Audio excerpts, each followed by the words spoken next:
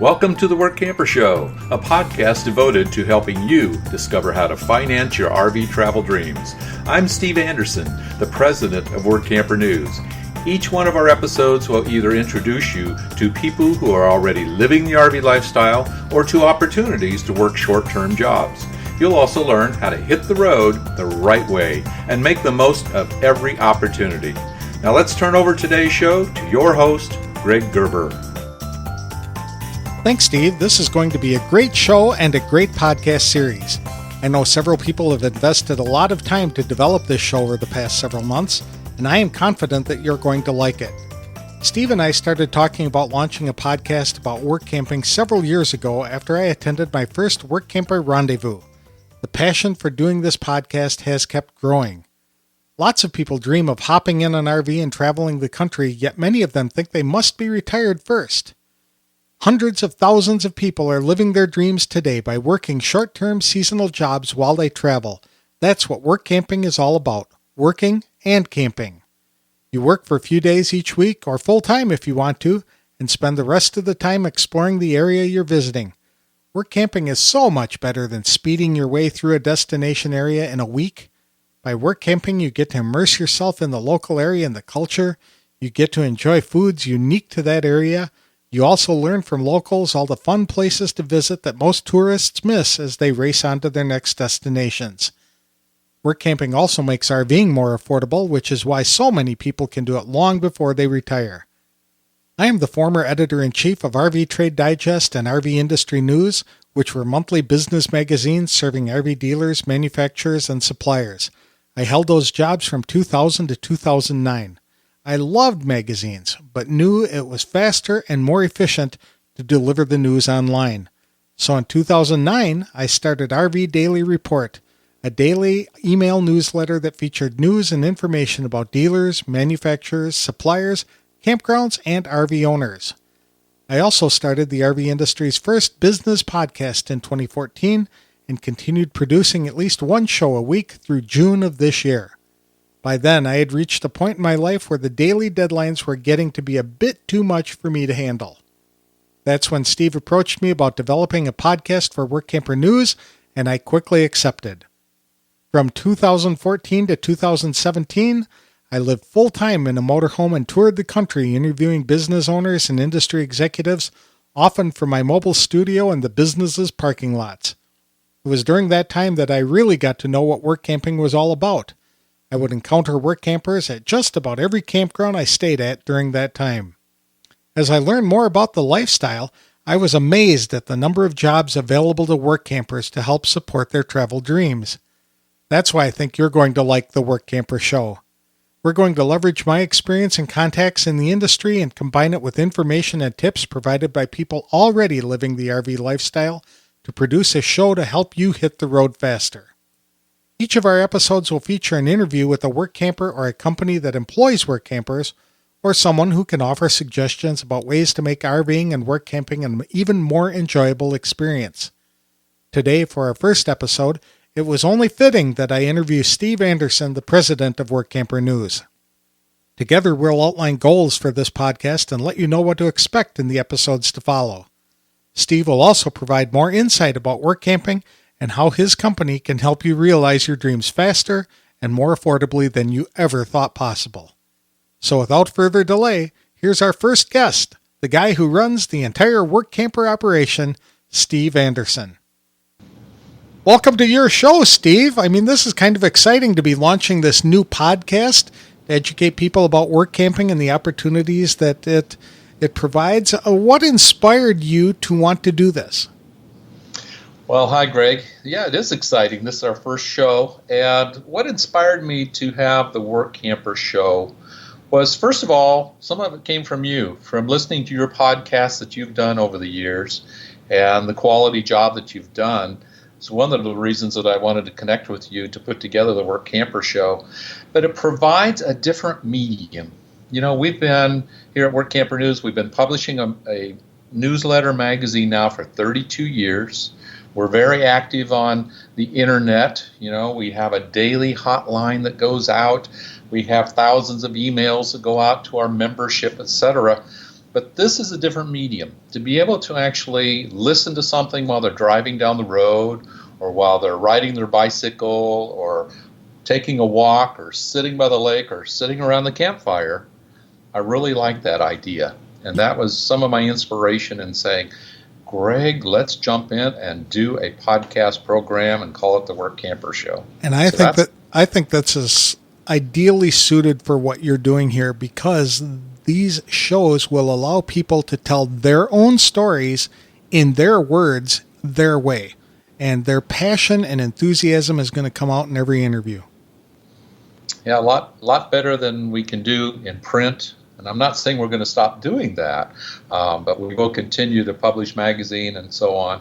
But it's just, as you know, there's something about the passion that can come out in someone's words, that can come out in the way they express their experiences. And it's just the medium is just one of the things I'm excited about. Mm-hmm. And I've had some people say, well, audio's old school, it needs to be video. But one of the things I like about the podcast is I can listen to it driving down the road. I can listen to it in my earbuds when I'm taking a walk or whatever the case might be. You don't do that with a video very well. That's right. Exercising, commuting to and from work, absolutely. Lots of opportunity for people to listen to audio. Yes. So that, along with the opportunity to provide the thousands of individuals who've had positive experiences living the work camping lifestyle. And, I think we'd be remiss, Greg, if we didn't explain, to someone who's brand new to this, because I'm hopeful that we'll have brand new folks that are listening to the Workamper Show, and help them understand the simple definition of work camping. Work camper is our trademark. It has been for 32 years. But a work camper is simply someone who travels in their RV and they work. Please don't make it any more difficult than that. A lot of people try to put a lot of caveats on it, saying, well, I'm a work camper because I do this, this, this, and this. Okay, fine, you are. But simply you're a work camper if you travel in an RV and you work. And that takes in a whole gambit of things that you could do as far as work is concerned, or have your own business and be classified as a work camper. So that's, I just kind of lost my train of thought. That is where I want to make sure that our listeners realize that they don't have to be thinking about any particular type of work that they would be getting involved in to think about this lifestyle. They need to start thinking about what is it that I need to be doing in order to get organized, to be able to make a transition to maybe either do this part-time, because people need to understand this doesn't have to be something you jump into full-time 12 months a year. You could do this 3 months a year, you could do it a half a year. There's lots of different agendas that people are work camping under.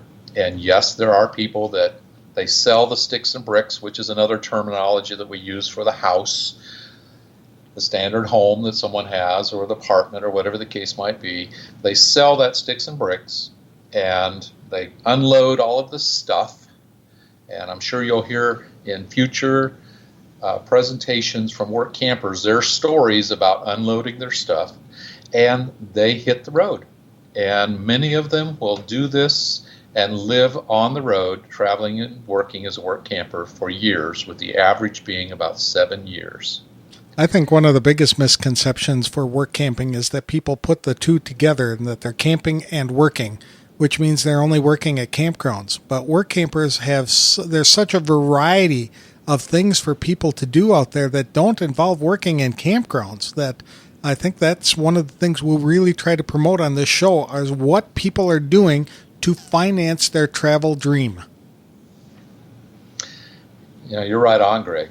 I know, and I think that misnomer, when people, of course, our name, Work Camper, all right, well, people think camper, campground, and yes, there are thousands of opportunities working in campgrounds, working in resorts, working in Army Corps of Engineers projects, which they have a lot of campgrounds that they have around lakes that they've built. But they also have other types of opportunities working in fisheries and so on. But there's other companies that work campers work for. There's one called Amazon. Everybody's heard of them.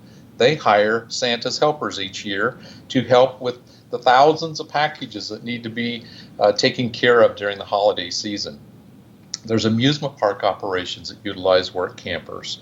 There's Department of Natural Resource operations in quite a few of the states around the country that utilize work campers to come in and help with, for instance, during hunting season.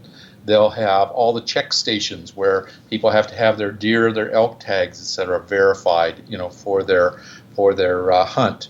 One of my favorite ones to talk about is Florida's DNR. Every few years does an alligator count, and they will hire work campers to help with some of the statistical information for the alligator count. You're not actually going out there and tagging the gators and things like that, but you get involved in helping them with that project. Nonprofit operations that are out there. A lot of people don't realize that there are many nonprofit operations that the only way they can function is by having individuals that they classify them as volunteers, but a work camper may come in and they provide them with a full hookup campsite for the duration that they're there. They're not paying them a salary, but in essence they are, because they're providing them with a full hookup campsite, and that's value.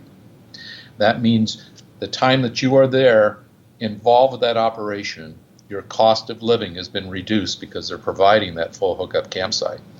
And those that are listening to us who have been RVers know that if they've traveled much in their RV and they've stayed in campgrounds, those fees can mount up over a period of time. And so it can be a very valuable dollar value working for some of these nonprofits. One of my favorite ones I like to share about, and hopefully maybe this might be one of the interviews that we can have you do, Greg, is with the folks that run the Battery Lighthouse out in Crescent City, California. Had the opportunity to visit there this past April, and they literally hire work campers for 1 month at a time to come in and be what they call docents, to give a tour of a active working lighthouse. And you don't get paid, you actually are provided a full hookup campsite. But Greg, the campsite is under the 100-foot redwoods. It is one of the most beautiful campgrounds I've ever stayed in. And I got to tell you, it's an experience. It truly is. Something that just came up this past week, talking about different types of jobs. A lot of people know that the census is being taken as we move into 2020 here in the United States. Well, they have discovered work campers, and they are looking to hire thousands of individuals to help them with the census as we move into 2020. And so it's more of a short-term type job, but has the potential of maybe having some longevity, moving from one part of the country to another as you get experience in being a census taker. So there's lots of different types of things. I don't want people to believe that it's just one pigeonhole type of opportunity. As you started this conversation by saying it's not just campgrounds. It's not. It's an important part of work camping, and I'm not downplaying it whatsoever, because we have thousands of campgrounds out there that rely on strong work camper teams for quality operations, and we need to support them. But we also need to help people understand there's other types of opportunities. Mm-hmm. So what can people expect in these episodes, do you think? Well, I'm looking for some variety, and what I mean by that is I want them to experience different individuals who have come from different backgrounds and have gotten involved in this lifestyle and are able to share, hopefully with a lot of passion, about how it has benefited their life, because that's one of the things that I have heard from thousands of people. I've been involved with work campers in one way or another, now 15 years here at Work Camper News, but about 29 years total. And I have heard more times than not individuals that have gotten into this lifestyle. Most of them tell me, I wished I had done it sooner, and it's hard to explain in words what this lifestyle has done for me and what it has provided, my well-being, my attitude about life. A lot of folks have told me that they feel that they will have and will live longer because of getting into the lifestyle. So talking to those types of individuals and hearing their stories. So it's not just reading it on a piece of paper. It's not us sharing a testimony. It's the full story coming from the individuals that are actually living the lifestyle. And then you're going to do a few interviews with employers, because everyone that gets involved in work camping, they need to understand what's the employer looking for. They have to understand it is, when we talk about work, it's a job. For the employer, they're hiring work campers to help them run their business. A lot of times I've heard work campers say, well, this isn't a job, this is just a vacation thing I'm doing. Well, that's an attitude that we have to make sure we keep in check, because when you take a work camping opportunity for an employer, you become an important part of their team, and it is their business and their livelihood. So you are an important part of that team that's going to help that operation be successful. And so because of that, we need to make sure that we have some employers that are doing a good job of expressing what they're looking for, how they utilize work campers, how they manage work campers, what kind of benefits they have. Because as the listeners listen to these interviews, they're going to find out there is a broad array and a variety of different types of experiences out there for work campers. I think it's important to note, too, that we are going to be focusing not just on the people who are actually work camping, but to convince people who are dreaming about this that they can do it and do it quickly. It's not something they have to have a 5-year plan to get into work camping. They could do it in 5 weeks if they really wanted to, correct? I love it, yes. We have an event here in Heber Springs, and by the way, for our listeners that don't know this, Heber Springs, Arkansas is the home base of Work Camper News. It is in this little town right here on Greer's Ferry Lake, because this is where the couple still lives that started Work Camper News in 1987. And we have an event called Rendezvous, and Rendezvous happens in October each year. And Greg, we have individuals come to Rendezvous, and every year I'll have them tell me, they'll come up and they'll say, hi, I'm so-and-so, and we're on a 10-year plan, or we're on a 5-year plan. They've kind of scoped it out. They realize they want to do this, but to them, they have all these obstacles in place that's going to keep them from jumping into the lifestyle for that period of time. And what they learn within that period of Rendezvous, which is a week long, many of them will come up at the end of the week and say, we now know we can do this in a month. Or we're going home and put the house on the market. We can do this. And part of the things that they're going to learn on the Work Camper Show is we're going to be sharing a lot of those types of bits of information that's actually going to be coming from the people that have learned it and used it.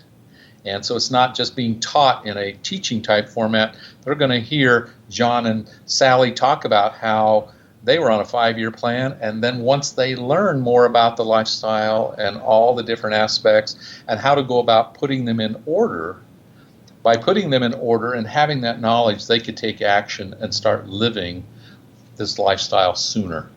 And to me, that's exciting, because, boy, I love seeing the light bulbs come on. Because I also know it means they're going to have a phenomenal change in their life.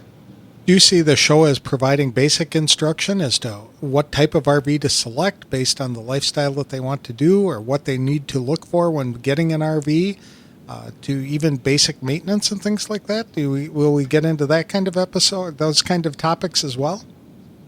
I would say we'll be remiss if we don't, Greg. We need to, one of the biggest questions that I have, and especially during Rendezvous time, what is the best RV for a work camper? And I know there are certain ones that are not necessarily the best, but as I tell everyone, it's the one that's going to be right for you and your needs. Certain RVs, though, meet those needs better than others. One of the things that the individuals will learn about, and I believe we'll probably need to have an interview with someone who can talk about budgeting. Hopefully we'll find a work camper who has fine-tuned that concept to help people understand why it's important to set a budget and be able to function with that budget, because a big part of that budget is, what type of RV do I buy? Many people will go to an RV show, they'll fall in love with a motorhome, for instance, which may be well above the price range of where they should be purchasing, and they'll end up with a very large payment. And that means they've got that big nut they've got to crack every single month. And even though the motorhome's beautiful, it probably could have been a much cheaper purchase if they'd have gone with something a little less costly and would have allowed that nut to be smaller and allowed them to have a little more comfortable agenda meeting their budget. So, yes, that's a long answer into yes, we need to talk about different types of RVs. We can talk about maintenance elements that they're going to need to be aware of. I believe we need to be interviewing work campers who have actually gone through some of the training programs that are available out there to learn how to take care of their RV. We'll most likely will bring on as a guest during one of these episodes Terry Cooper, the Texas RV professor, because he will share with them that 80% of the items that go wrong with an RV are easy to find and easy to repair if you have the basic knowledge. And I don't know about you, but I would rather be able to be more self-sufficient and not reliant on a dealership or a maintenance individual that may be hundreds of miles away, where if I can take care of more of my maintenance of my home that I'm living in, it's a win-win. Mm-hmm. How often will we have this show? Do you see one or two times a week? Well, Greg, I know a lot of that's going to be up to you because we're going to be pushing you hard to get these guys produced. But I would love to see 2 shows a week. I would like to have that intensity because once someone falls in love with this idea, they have a hunger, they have a passion to learn more. And the more of these interviews with work campers and employers and professionals that we can provide, the faster we're feeding that passion and we're allowing that candle to burn even brighter.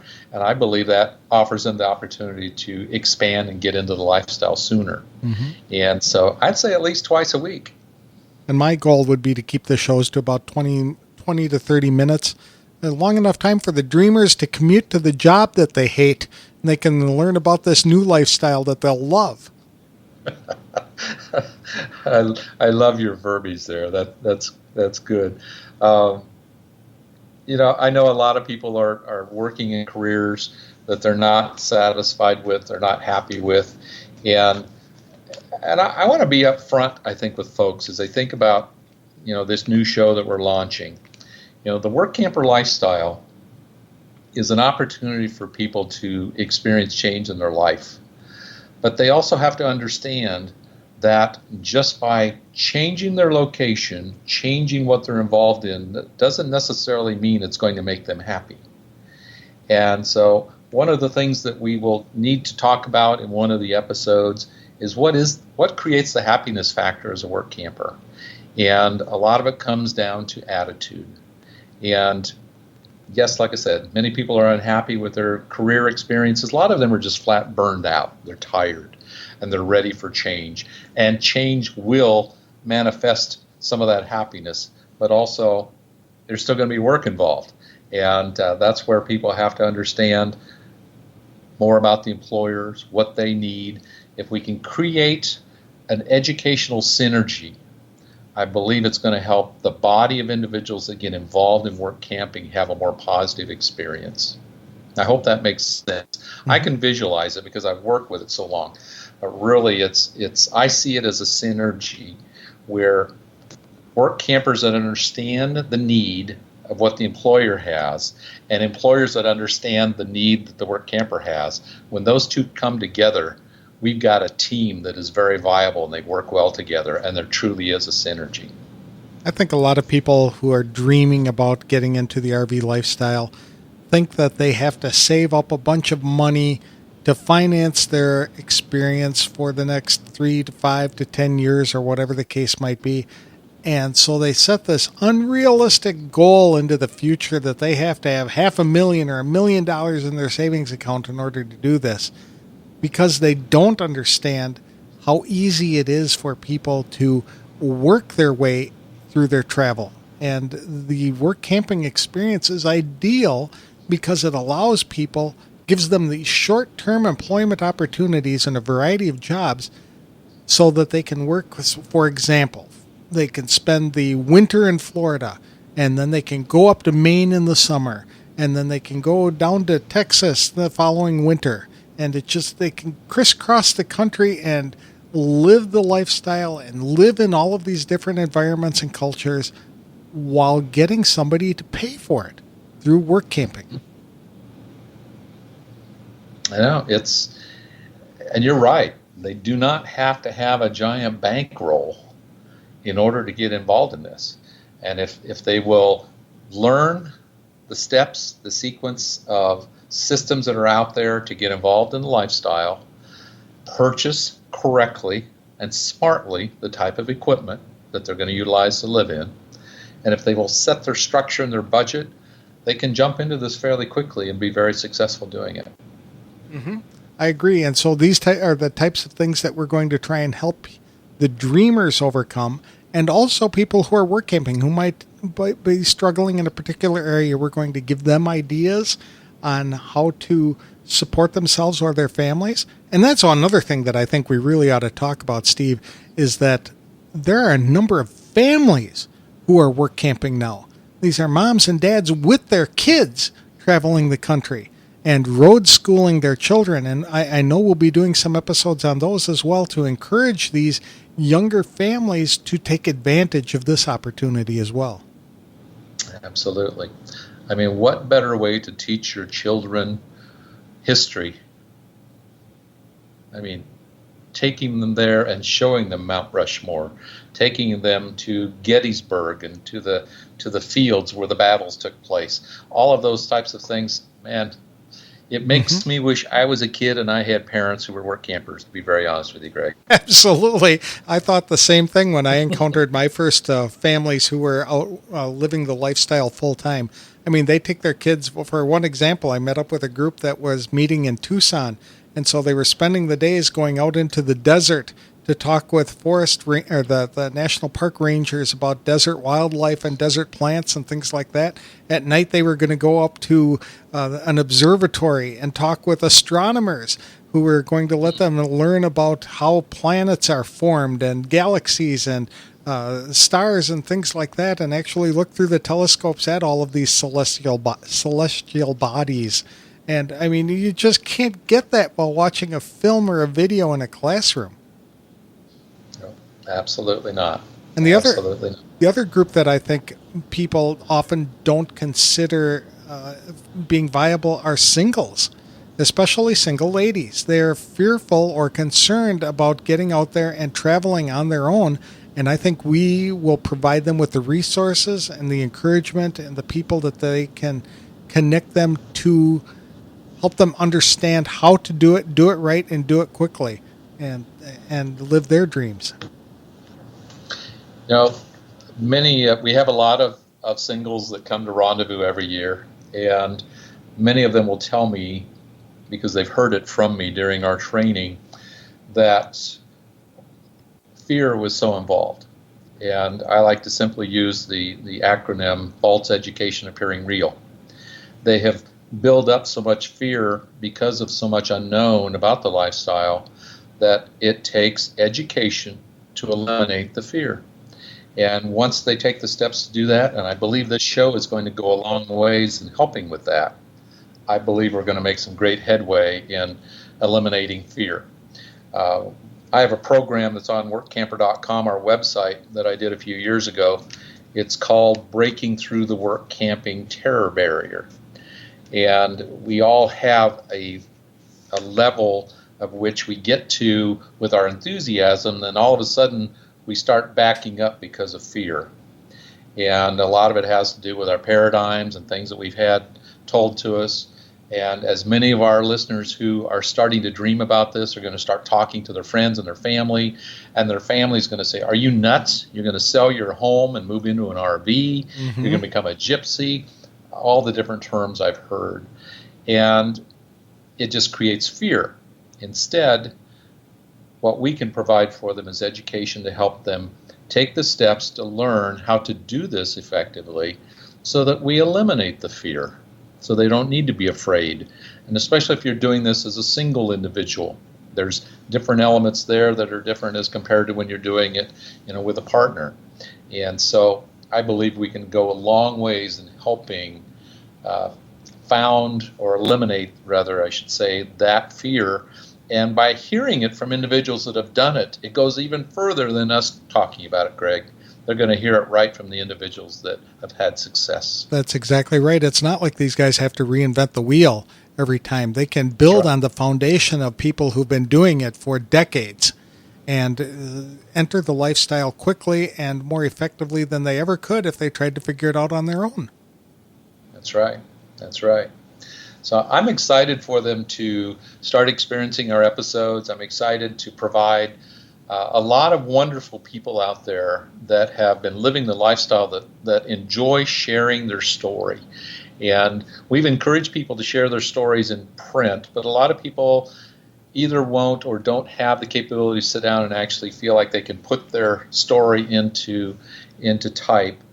And this way they can just literally get on the phone and have a visit with you, just like I am today, and share their story, and you're going to be able to provide that information out to all the different listeners so they can listen, enjoy, and learn from these different folks. Another thing that I'm really excited about is that we're going to expand the work camping concept a little bit to help people understand ways they can have a business of their own and use that to finance their travel dreams and travel lifestyle. We'll give them the tools that they need to successfully manage, market, and grow their businesses so that they aren't relying on jobs all the time. As people are going to find out, the more they spend around me and Workamper News, it's one of my passions.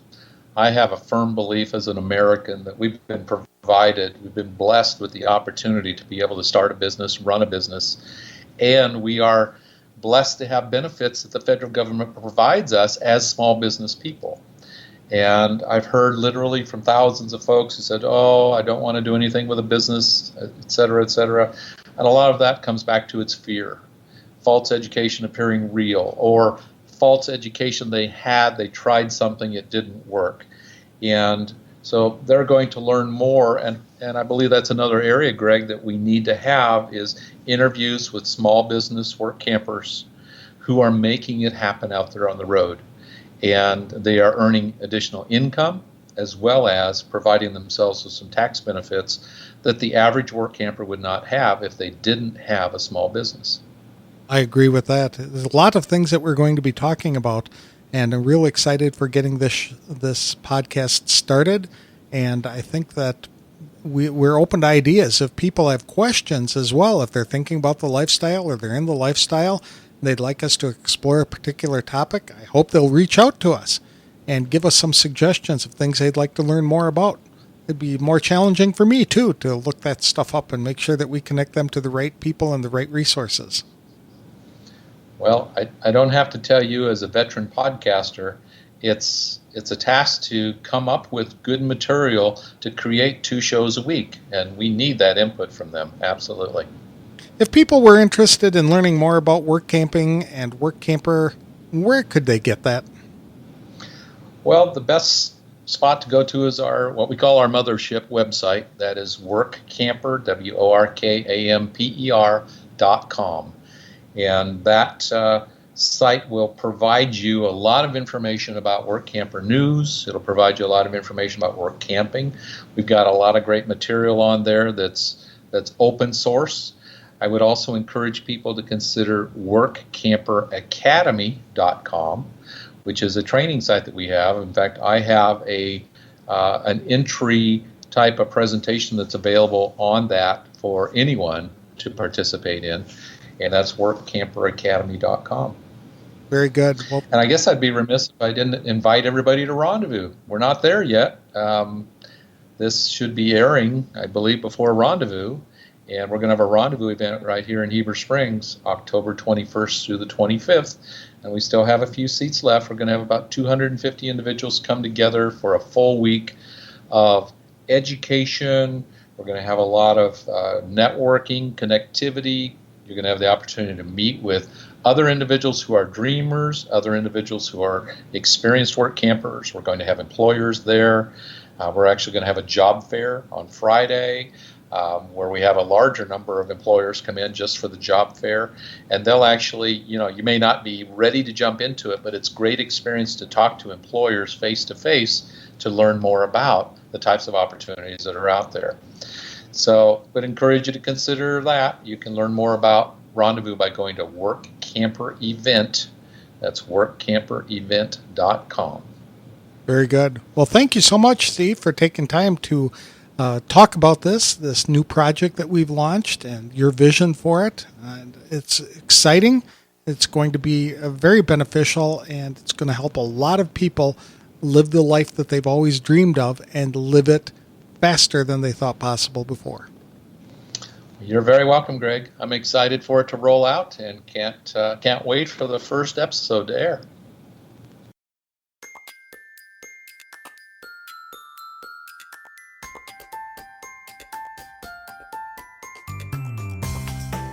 Steve Anderson is one of the best business executives in the RV industry. He is a true visionary and one of the most humble business leaders I have ever met. He's always looking for ways to serve others, especially the readers and members of Workamper News. He's not just a guy who held a couple of work camping jobs and decided to build a business around his experience. He has developed an extensive network of opportunities for people to work while they travel, and he has done so with integrity. Steve Anderson is Workamper. You know he's successful when work camping, the brand he helped develop, becomes a verb used by people inside and outside the RV industry. I'd like to thank Steve for not only creating this podcast opportunity, but for being a guest on the first show. To be honest, he just scratched the surface of what his vision for this show really is. That's because Steve likes to underpromise and overdeliver. So buckle up. We're on a road to an incredible adventure. Stick with us and we'll help you see the possibilities that are abundant to enjoy a more adventurous lifestyle. The only regret you'll have is not starting the journey earlier. I welcome your comments and suggestions anytime by email at podcast@workamper.com.